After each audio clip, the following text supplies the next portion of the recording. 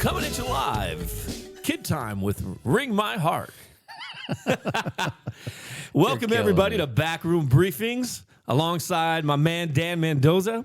I'm Shawn Wilson, and thanks for joining. How you doing, Good Dan? Morning. I'm doing well. Top of the morning to you. Top of the morning. This has been a crazy weekend. Yeah. Explain to folks why this weekend has been particularly crazy. Well, this will be a podcast that is always known for two things.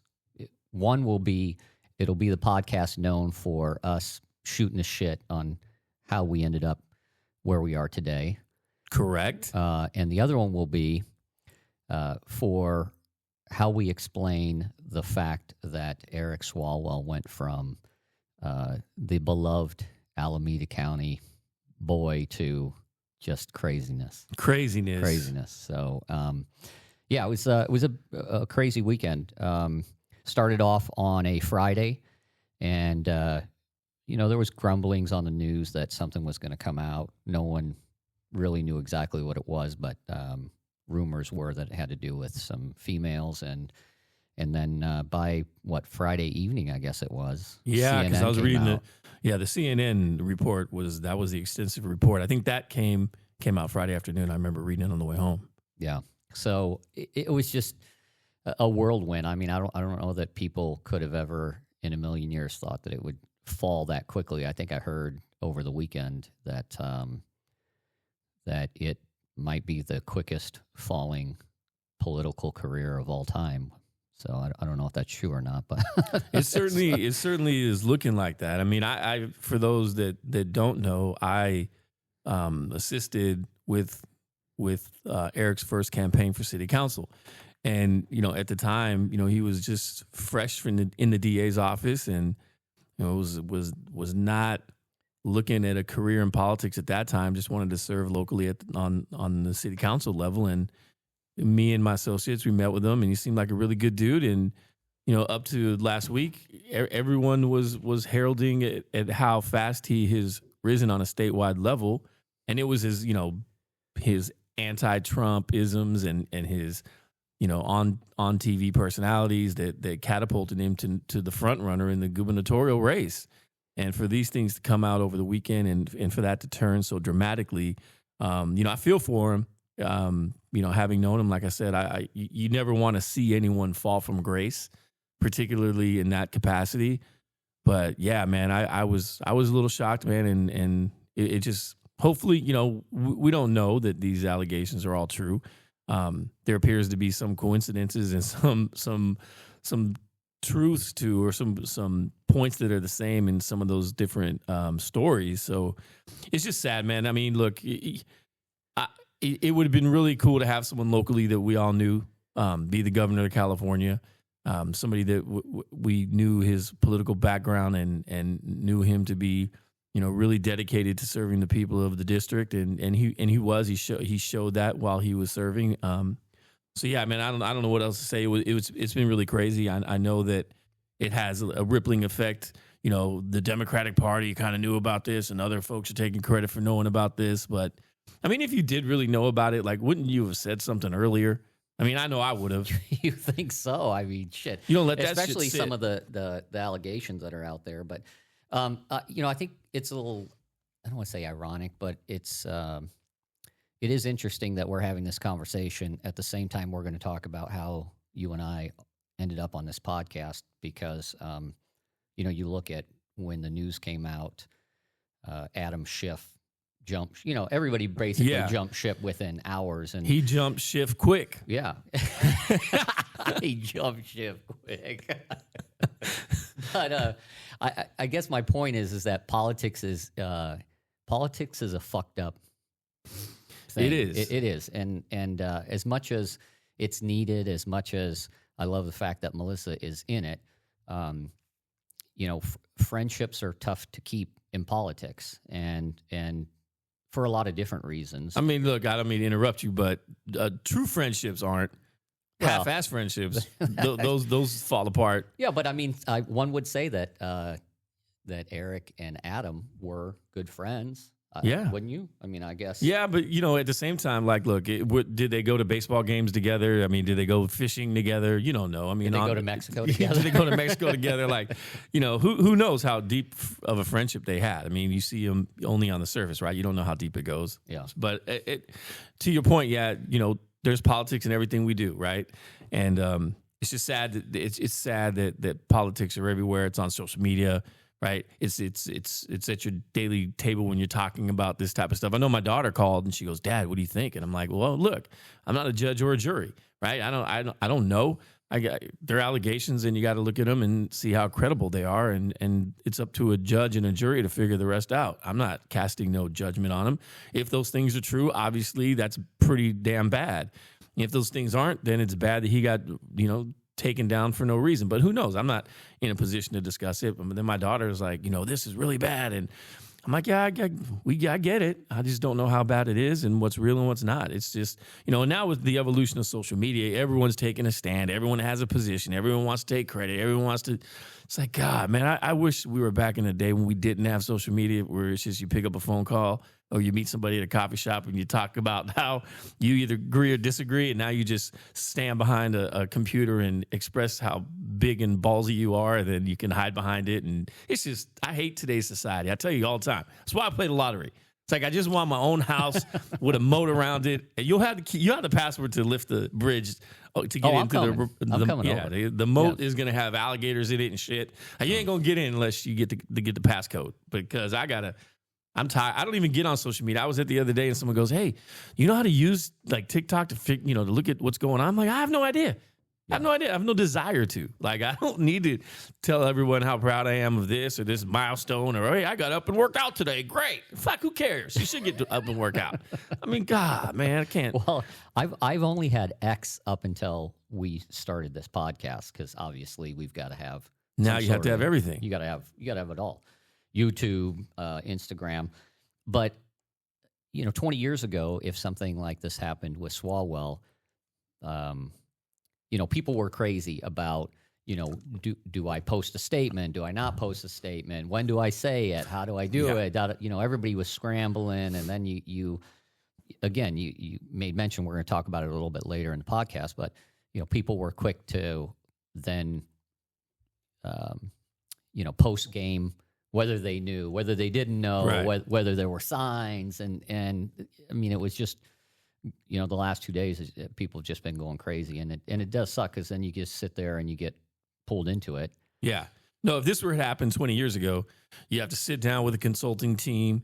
You have to call in your secretary and your writer to write a good narrative or story, or no one just got on the social media platform and just made a statement without consulting with 10 or 12 people in a circle. Like, hey, should I say this? Should I say that? I mean, the way and how quickly information gets disseminated now is just unbelievable. No one could.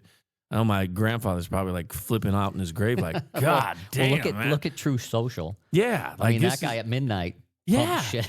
And then I think, man, like, what else are you doing with your time that you have so much time? Like, Dan's busy as hell selling sprinklers and shit. Like, everyone's got jobs, but people are on their social media like really quickly. Oh, I believe this and this is this, and it's like, oh my goodness, man. You don't know what's going on unless you're Eric Swalwell and his family, and that's it. That's the circle that knows what's truly going on, and that's it. Depending on other people for what happened and what didn't happen is irrelevant, because only that little circle knows. Yeah. Well, I mentioned politics earlier, and so let's dive right in to take a dive, Dan. Take a dive. So we've got this new podcast, Backroom Briefings, and so I want to say it was late 2025 when we had kind of taken a hiatus, whatever the hell you want to call it, from the East Bay Insiders podcast. And I thought we had a great little trio there. We chopped it up a lot. Yeah. And I enjoyed it because, we had myself and someone else, we had tried to start a podcast, and we talked about it a lot over the years, or the year and a half that I was with you guys, that I wanted to start the Springtime podcast. And it ended up being that that you guys had invited me on, and we came on. And so I promised everybody that I would share why I'm not on that podcast anymore. And it's really super straightforward, and it has a lot to do with the race that Melissa's in. We talked on the podcast about the fact that when Senator Aisha Wahab became a senator, that our old podcast buddy Steven became a part-time employee for her at first. I think he was like a comms guy or something. And yeah, I remember that. Yeah, and there was no secret that we used to joke around that when Catherine Baker came on, everybody said I had a glimmer in my eye, and when everyone has their political crush. When Aisha Wahab came on, that Steve had a glimmer in his eye, and they're close. And listen, anybody who wants to fault me for saying that I need to stand behind my girl, my chica, whatever you want to call it, there just wasn't a good path for me to participate in that podcast, knowing that right, wrong, or indifferent, Steve is going to advocate on behalf of Wahab. And it's as simple as that. And so it just, no fault to anybody other than the fact that, I want to do a podcast that has, open-sided conversation to everything. One time we did a podcast with Catherine Baker and talked about, the polarization of politics. And I think that sometimes things are purposely said to polarize the situation, to make the situation worse than it really is. And I won't participate in that while Melissa's running. So that's pretty much it in a nutshell. There wasn't a lot of craziness with it. I think we went on our way fairly amicable, but it is what it is. And so that's where we got on my behalf. But I think you took a departure a little earlier than I did. I did. I took a departure a little bit earlier than you, and I think that to your point, it was I don't really understand the reasons about why it is so polarizing. Why the position of views that are shared there are only the views of one, and it's like if you don't agree or if you disagree, and we did a few times, then you were wrong. And the polarization of politics, and it's just you can't fundamentally free think if you're always told that your thinking is wrong. I mean, the word politics derives from the old Greek polis, where everyone got in a circle and talked about what's going on, and whether you disagreed or agreed, you figured it out. Damn, Sean Wilson's taking me to school today. And you know that's why we have politics, and that's why we should be able to sit in a room, disagree, and walk out and have a beer after. I know Supervisor Miley says it all the time. Reasonable people can disagree, and reasonable people can disagree, but when you're not reasonable, then your disagreements turn into fights, and your fights turn into don't come on unless you do these things, and it just didn't work. No hard feelings. I don't listen to the show now. I didn't listen to the show before, so it makes no difference. You didn't read the agenda before. No, I didn't read the agenda before. I mean, I do hear comments like, "Man, why aren't you on?" And I hear other comments, but I'd take them with a grain of salt, man. I mean, I don't listen, not a fan, never was of my own podcast. So, I listen to other things when I drive into work. I listen to, I'm going to bet on the NFL or Major League Baseball. And if you listen, well, we'll have to go back and listen. But when we had the DA in here, Ursula Jones Dixon, I did predict that Michigan would be tearing down the Nets. I did predict that. So just saying. Did you win any money on that? I did a little bit, but I didn't get an opportunity to predict my my Major League Baseball like sleepers, which I did consider the A's to be a sleeper, and they're in first place. The Giants, I said wouldn't be that good. They're in last place. It's early, but I did predict the Marlins to be good, and they're rolling up as KC. So. Yeah, man. The good thing about this podcast is if you like sports, we're going to talk a little sports. If you like music, we could talk music. If you like politics, we're going to talk a lot about that. So we're going to have a little bit of everything during the short shows we have, because talking about politics the whole time just can get boring. Yeah. Well, someone asked me, and I'm glad you mentioned that because someone asked me just yesterday, are you guys going to be competing with your old podcast? And I said, listen, granted, there's going to be some overlap, but that's not what we want to do. We want to do something more, and we always wanted to do this. We wanted to do something farther than Alameda County, and we wanted to do something more than politics. I mean, you're a huge sports guy. I love different sports than you like, so we'll have a lot of conversation. I like soccer. You don't like soccer. I woke up at 4 a.m. to watch the World Cup where you left me hanging. Like, by the way, Riley and I are going to F1 racing without you because you guys can't get off the pot. No, that'd be fun too, man. Yeah. So we'll have some good time. I also wanted to mention, I don't know if you noticed this weekend that, and these are the kind of things I talk about. I mentioned to you that Dave Chappelle once talked about Charlie Kirk and Martin Luther King. And I think what people have to realize is that whether you're a podcast, whether you write a newsletter, and Dave Chappelle said it well, being on the internet requires you, and I'm not quoting him here, but it's all about the negativity. It's about creating TMZ in the world because that's all it is. You're not going to get clicks and you're not going to get subscribers unless you are creating a TMZ atmosphere, and people have to understand that. It is what it, that once you understand that, then it happens. So no, we're not going to compete, but there will be some overlap, and we'll be talking to the same people sometimes. But I said about the TMZ thing because a great example of how things get taken out of context sometimes is this weekend Steve had made a post on X about the whole Swalwell thing and talking about how he had. I don't know. He alluded to the fact about, covering him for 13 years and the people on X just went ape crazy.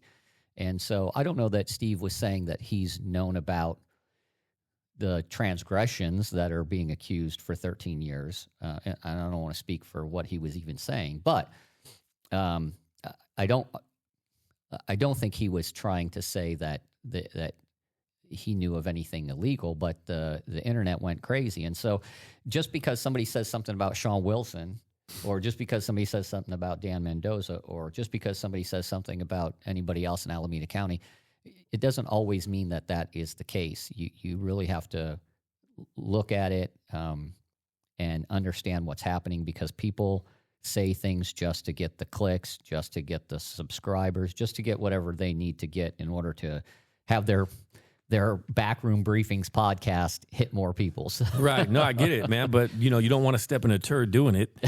I mean, and now he's walking around with shit on his shoes. Like, that's the bottom line.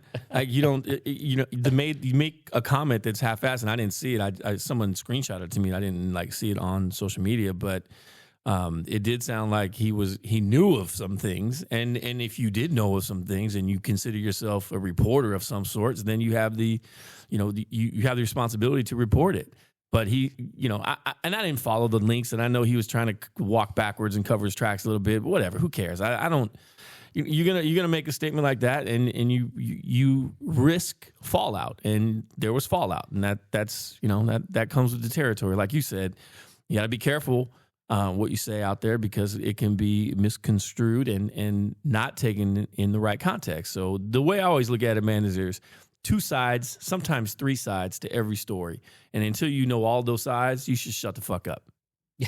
I like that. Well, and again, back to the politics thing, shit, we know better than anybody. Yeah. We're coming into a primary right now, and shit's going to hit the wall. Like, people say things. Yep. People say things that aren't true. People say things that, and that's just part of being in politics. So, but here's what I don't understand, Dan. I'm gonna break it down to you, because I don't understand this shit at all.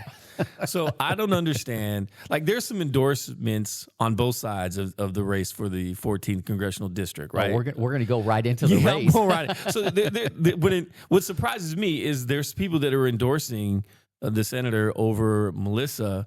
And they're remarkable to me. Like, I don't get it. Like, and I'll throw it out there because I don't care. It's a question. I don't understand why a Latina would not support a Latina in the race. I mean, they're supposed to stick together. Chicas are supposed to be chicas, right? So I don't get some of those endorsements. I also don't get, it's just when you run against somebody, like, why can't you do it cordially? Why can't you say, hey, man, let me just shake hands and let's say, hey, we're going to have a campaign and the best person going to win. No, man, can't be like that. It's dog eat dog. It's dog eat dog. But look at what happened. Just look at what happened or what's happening right now with Swalwell. Go on the news for 30 minutes and listen to all the talking heads. Yeah. And you're a talking head for sure. So, there's a lot of. It just makes no sense to me. Look, they're talking about did Katie Porter know this woman? That's just it's politics. I guess, man. I don't know. Maybe that's why I've never put my name on the ballot. Sucks. Right? Because I think that if I'm on the ballot with somebody, hey, may the best man win, may the best person win.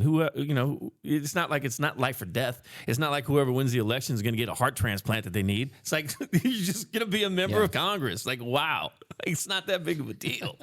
People want to just throw grenades, man, and I don't know, man. I just, for me, if I like somebody, I'm gonna vote for them. I got their back thick and thin, through and through. That's the way it goes. Like. And if I don't like the other candidate, I don't like the other candidate. If I like the other candidate, then it's different. It's just if you're involved in a race and you like somebody, you shouldn't poo-poo on the other person for running. It's your democratic right to run for office, man. It's like it's good that people step up. Competition's good. Gives the voters more people to choose from. How many people are in this race for Congressional District 14? 13, 9, 8, 7 people, 6 people? How would I know? Oh, I mean, I don't know. Maybe 9. I don't know. But there's a lot of people in the race. And I think it's 7, but don't quote me on it. I can't wait till we break down the race in numbers as we get closer to the... Are we going to do that? Yeah, we are going to do that. Yeah, we're going to have a friendly wager. All right. On the outcome percentage-wise. We'll parlay it. Speaking of wager, what do you how do you think the governor's race is going to shake out in the next couple of weeks then?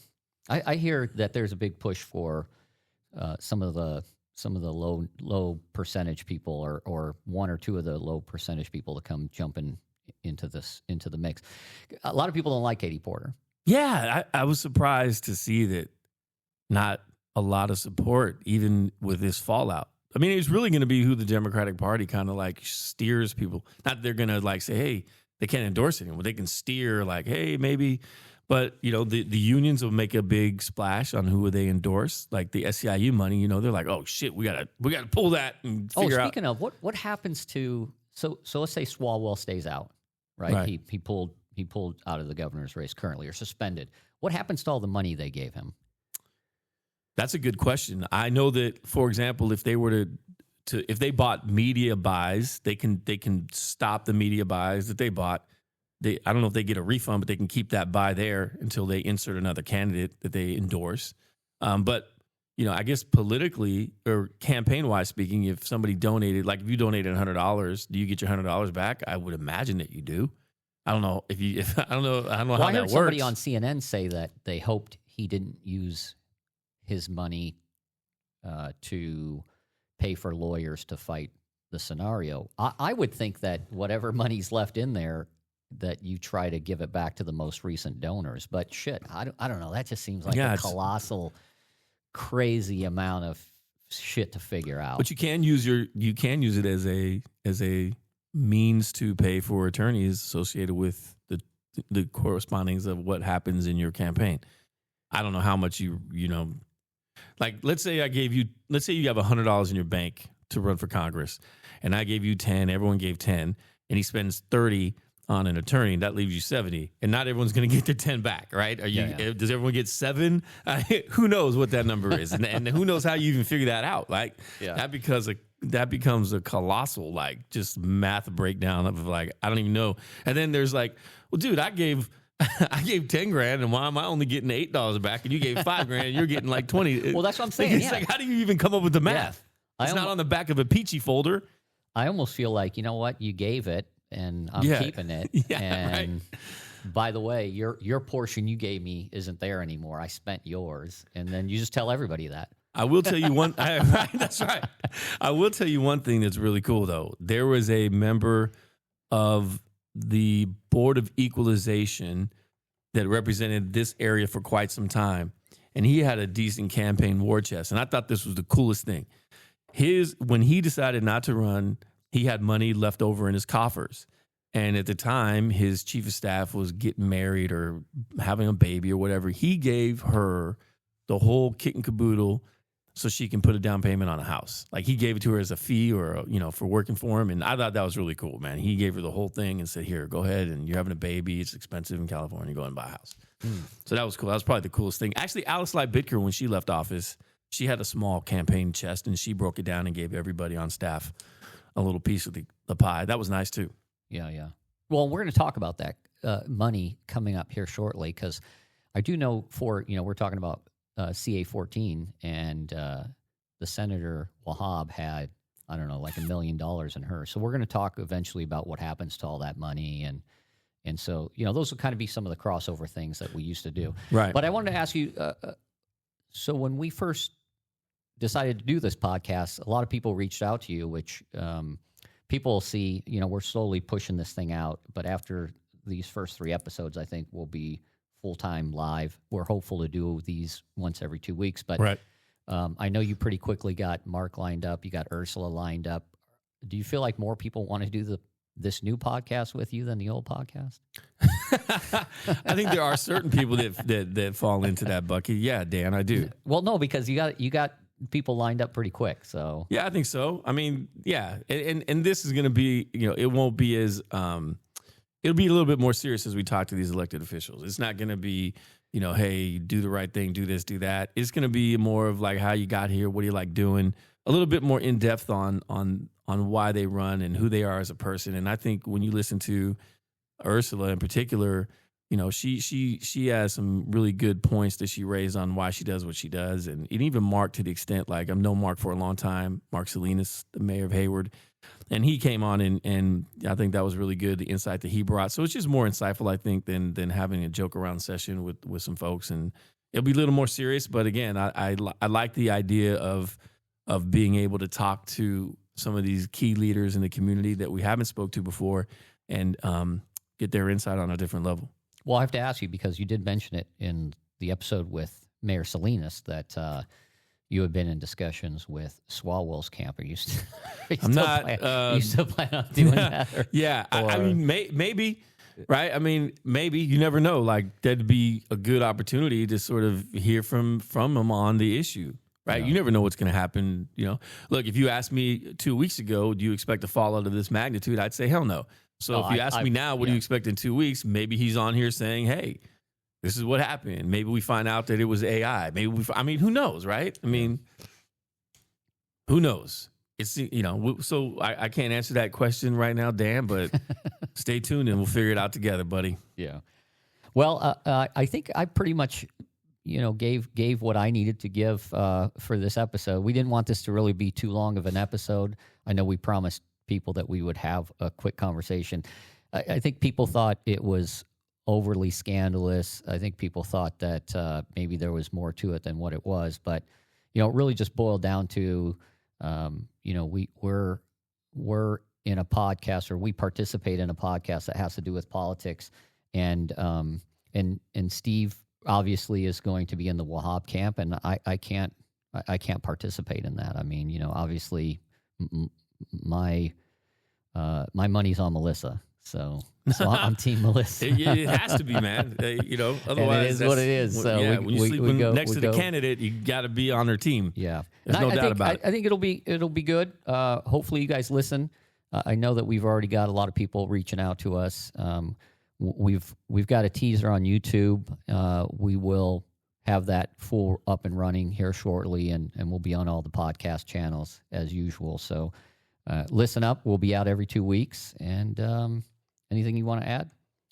No, man, I appreciate the opportunity to do this. And look, I think the listeners will be entertained, and I think they'll be educated, and I think they'll enjoy what we're putting together here, man. So let's do this, man. You know what they always say at the beginning of a game? I say it with my 13, 14-year-old girls. Game on. Game on. That's going to be it's going to be game on, and what we're going to bring back the really really. And And so we said it in Mark's thing, but I got the background music playing. This is going to be the intro and the outro. Damn and good jam, man. Remind everybody again where. No, they'll have to listen to the Salinas episode and figure it out, man. But I gotta tell you, that's a good song. Yeah, it holds up to time. But I was noticing though, whoever the lead singer is sounds like maybe the boys hadn't dropped quite yet. Is that true? There's a little reverb on some of the notes. Who is the lead singer? I don't know, man. Some guy, some dude, man. All right. Well, with that said, until next time. Sounds good, man. All right. See ya. Bye-bye.